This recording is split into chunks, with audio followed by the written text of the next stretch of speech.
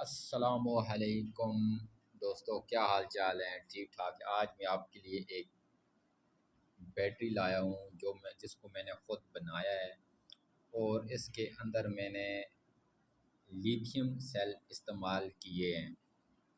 तो दोस्तों, ये आप बहुत आसानी से बना सकते हैं। ये मैंने दराज से लाइट ये मंगवाई थी और बाकी इसको असेंबल मैंने ख़ुद किया है, ये बटन और सेल वगैरह।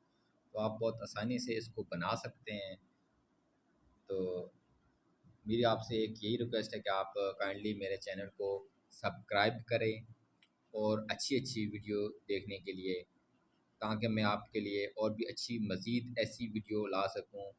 तो मेरी आपसे यही रिक्वेस्ट है कि आप काइंडली मेरे चैनल को सब्सक्राइब करें, ताकि मैं आपके लिए मज़ीद अच्छी वीडियो बना सकूं। तो ये देखें, ये इसके और मैंने बहुत आसानी से कोई भी शख्स इसको बना सकता है। इसमें सेल इस्तेमाल होते हैं और बाकी